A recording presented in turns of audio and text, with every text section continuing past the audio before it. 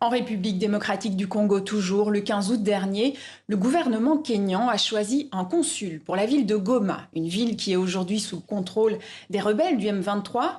Cette initiative a provoqué la colère des autorités congolaises qui ont jugé ces décisions inappropriées. Mais que révèle cette tension diplomatique sur la situation dans l'est du pays? Pour nous éclairer sur ce sujet, on accueille Lola Colomba. Bonjour et merci d'être avec nous. Alors que s'est-il passé exactement? Écoutez, vous l'avez dit, tout commence le 15 août dernier quand Nairobi annonce un certain nombre de nominations au sein de son service des affaires étrangères. Parmi elles, il y a un ambassadeur à Kinshasa, mais aussi une consule pour la ville de Goma. Pourtant, comme vous le savez, la ville est aux mains de la FM23 depuis février dernier. Alors forcément, cette annonce, elle n'a pas du tout plu aux autorités congolaises qui ont rapidement réagi par voie de communiqué.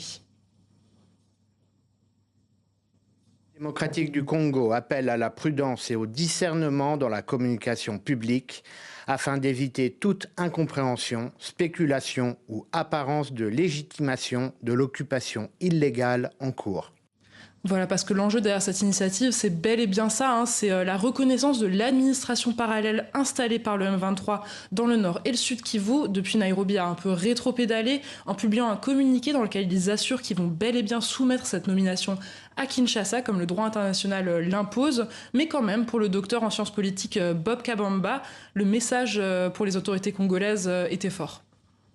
Véritablement, c'est un coup de pression de la part de Nairobi sur Kinshasa. On peut penser que du côté kenyan, c'est une façon aussi de pouvoir montrer à Kinshasa son mécontentement lié au fait que le processus n'avance pas. Il y avait plusieurs processus qui étaient en cours, processus liés d'abord à Nairobi, ensuite le processus de Luanda, qui se sont déplacés à Washington et d'autre part à Doha. Et cela peut créer aussi des frustrations de la part du Kenya de se voir dépossédé d'un dossier qui le tenait à cœur, pour lequel ils sont déjà intervenus à plusieurs reprises, ont beaucoup investi dans le cadre de ces processus.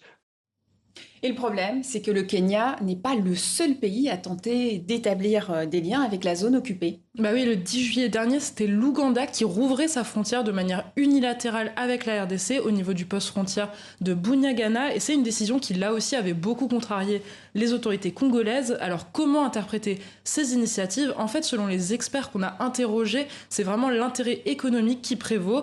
Après Kinshasa, il faut rappeler que le Nord Kivu, c'est la province la plus peuplée en RDC. Avant la guerre, Goma, c'était 2 millions d'habitants. Donc, véritablement, c'est un marché de consommateurs, en plus d'être bien sûr une zone dont le sous-sol regorge de minerais. Écoutez à ce propos le chercheur à l'Institut Ebuteli, Henri Pacifique Mayala. C'est qu'essaye de faire le Kenya, d'une certaine façon, c'est anticiper sur la protection des intérêts qu'ils ont déjà établis, notamment à l'est du pays, Goma, qui bénéficiait d'une certaine croissance économique assez importante. Pour le Kenya, ne pas y avoir une certaine présence, peu importe la façon que se présente la situation actuellement, serait un manque à gagner.